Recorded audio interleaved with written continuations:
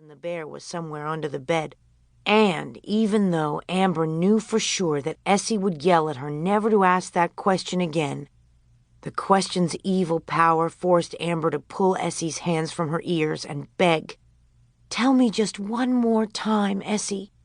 Where is Daddy?" Essie shook Amber to make her memory work. "Remember we were right in the kitchen when the cops came," Essie insisted. "Remember we saw them take Daddy down the stairs? Remember we watched from behind the curtain till we couldn't find that cop car anymore? Remember how Mommy cried and then she told us how Daddy lost his job, how Daddy needed money, how he forged the check, how he signed his boss's name, how the bank believed he really was the boss and gave him money that wasn't even his? And that's how come forging a check is just the same as stealing." "Well, it's not really stealing," Amber said, "and Daddy is not bad." "It is too stealing," Essie told Amber, "and it's very bad. That's why the judge sentenced Daddy to jail. And even though Mommy says not to tell anyone, and even if you ask about it 1,000,000 times more, that won't change it." "Well, if you say that, you can't be my sister any more," Amber said, while she wriggled away under the bed to find Wilson. Conversation under the bed. Amber lay on her back and held Wilson on her tummy, with her hand behind his head, so they could really talk together. "Daddy is not bad, is he?" she asked Wilson, and Wilson shook his head for no, but Amber was still crying. "Daddy is good, isn't he?" Amber asked Wilson. She was still crying, but she nodded Wilson's head for yes. "Daddy couldn't really be bad, because he's my daddy," Amber said, only crying a little still, and she and Wilson shook his head for no. "And he'll come back, and everything will be all right. Isn't that right?" she said, and she made Wilson nod yes, yes, yes. Then Amber stopped crying and hugged Wilson hard. Essie the Good Sister. Amber came out from under the bed, dragging Wilson.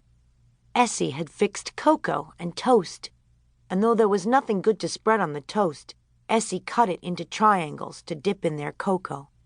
Essie helped Amber brush under the bed stuff off of Wilson's fur. Essie wiped the tear stains from Amber's cheeks with a piece of crumpled toilet paper from her pocket.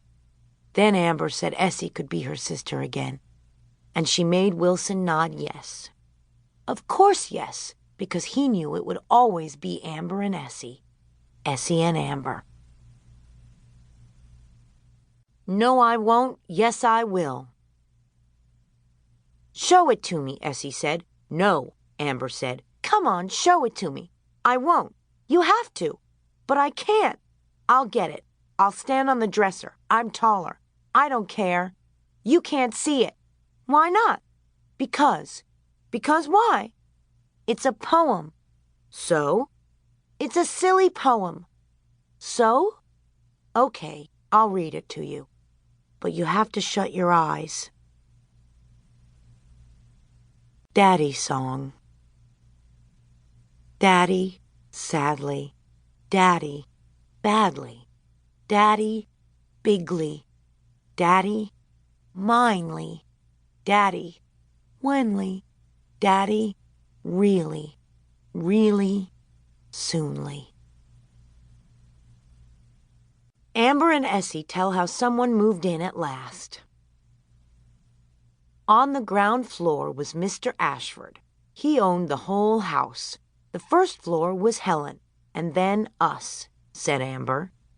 Third floor was Mr. and Mrs. Avakian. So quiet Essie called them the Silents.